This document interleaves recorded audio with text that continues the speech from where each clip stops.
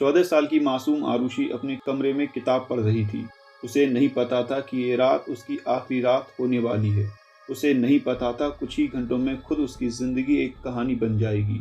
एक ऐसी दर्दनाक कहानी जो पूरे देश को हिलाकर रख देगी। उसे नहीं पता था कि उसके ही घर में उसके माँ बाप के रहते हुए उसकी हत्या हो जाएगी। नमस्कार दोस्तों, आज बात आरुषि हत्याकांड की। आरुषि की हत्या के 14 साल बाद भी हमारे पास सिर्फ कहानियां हैं। तब न नोएडा पुलिस के पास कोई ठोस सबूत था और न ही आज तक सीबीआई कोई ठोस सबूत खोज सकी है। इसलिए आज 14 साल बाद भी सवाल वही है कि आखिर आरुषि को किसने मारा। चलिए कहानी शुरू करते हैं। ऐसी ही और कहानियां सुनने के लिए चैनल को सब्सक्राइब जरूर करें। 16 मई को खबर आती है कि नोएडा के सेक्टर 25 जलवायु विहार में डॉक्टर दंपत्ति राजेश तलवार और नुपुर तलवार की 14 साल की बेटी आरुषि की हत्या कर दी गई है। परिवार से शुरुआती बातचीत में पता चलता है कि घर में काम करने वाला नौकर हेमराज फरार है। इसका मतलब था कि हेमराज आरुषि की हत्या करके भाग गया है। फिर क्या था? पुलिस हेमराज की तलाश में इधर उधर भागने लगती है। पुलिस की एक टीम हेमराज के गांव के लिए रवाना हो जाती है। हेमराज का यह गांव नेपाल में था।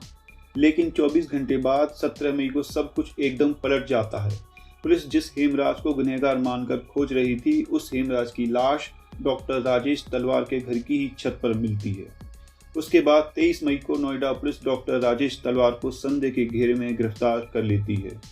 पुलिस अपनी रिपोर्ट में बताती है कि 15 मई की रात को डॉक्टर राजेश तलवार ने आरुषि और नौकर हेमराज को आपत्तिजनक स्थिति में देख लिया था, जिसके बाद गुस्से में आकर तलवार ने पहले हेमराज को मारा, फिर उन्होंने अपनी बेटी की भी हत्या कर दी।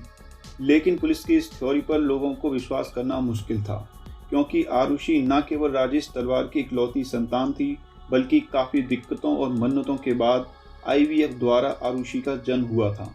ऐसे में जब लोगों ने पुलिस की जांच पर सवाल उठाए तो तत्कालीन मुख्यमंत्री मायावती ने 1 जून को केस की जांच CBI को सौंप दी। CBI ने आरुषि के पिता डॉक्टर राजेश तलवार का नार्को टेस्ट कराया, लेकिन उसके हाथ कुछ नहीं लगा।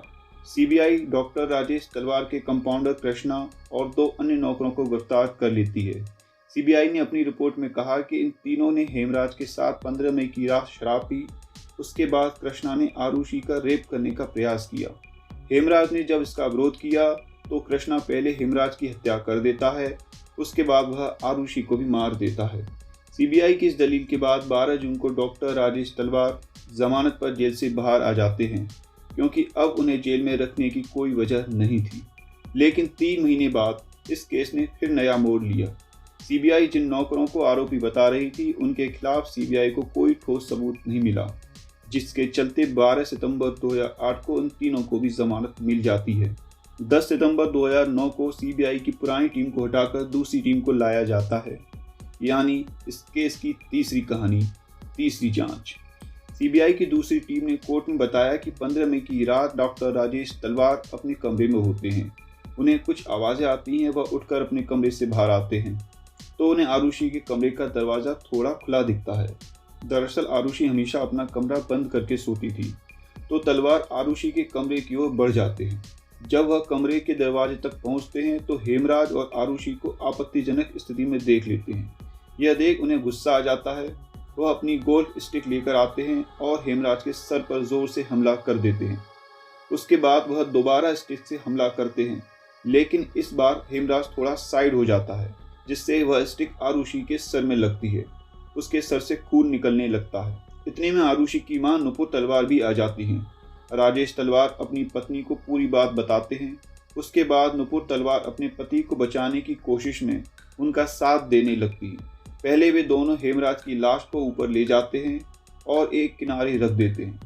फिर कहीं हेमराज बच ना जाए, इसलिए राजेश तलवार नीचे से सर्जिकल ब्लेड लेकर आते हैं और हेमराज की गर्दन काट देते हैं।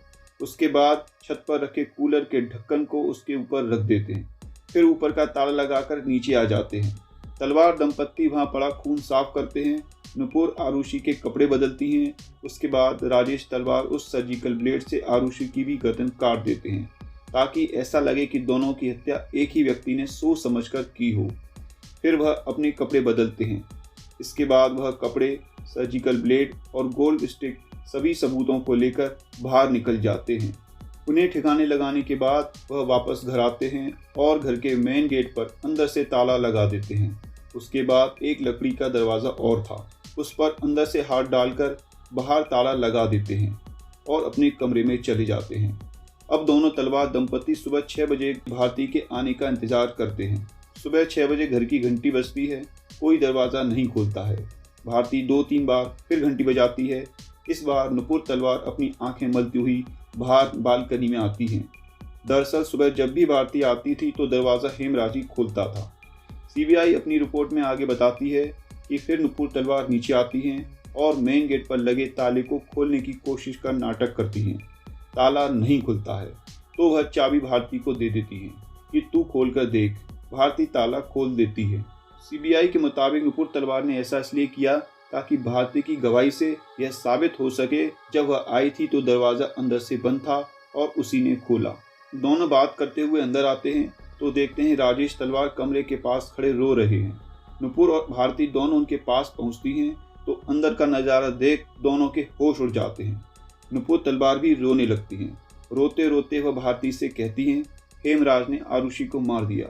इसके बाद राजेश अपने परिवार, भाई, दोस्तों को फ़ोन करते हैं। फिर पुलिस आती है। हेमराज को फ़ोन किया जाता है। 1 घंटे के बाद फ़ोन बंद हो जाता है। पुलिस हेमराज की तलाश में जुट जाती है।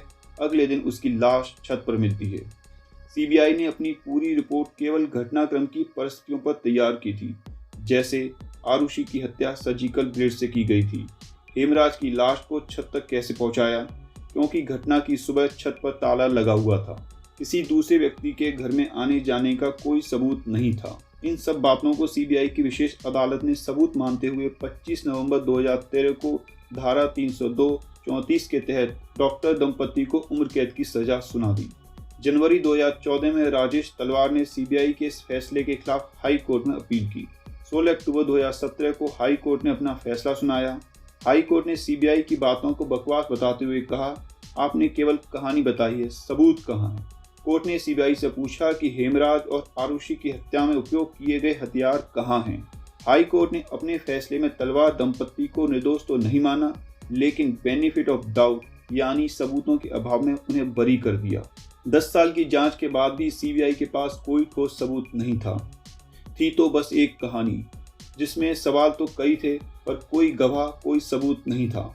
कोई ऐसा तथ्य नहीं था जो इन सब को जोड़ सके, जिससे यह साबित हो सके कि राजेश तलवार ने ही इस हत्या को अंजाम दिया है। दोस्तों, मामला अभी सुप्रीम कोर्ट में है, लेकिन क्या अब सीबीआई कोई ऐसा ठोस सबूत दे पाएगी या उस गोल्फ स्टिक और सर्जिकल ब्लेड को खोज निकालेगी जिससे आरुषि और हेमराज के हत्यारे को सजा मिल सके। दोस्तों, आपको क्या लगता है? आपकी क्या राय है? कमेंट करके ज़रूर बताएं और अपना ख्याल रखिएगा। धन्यवाद।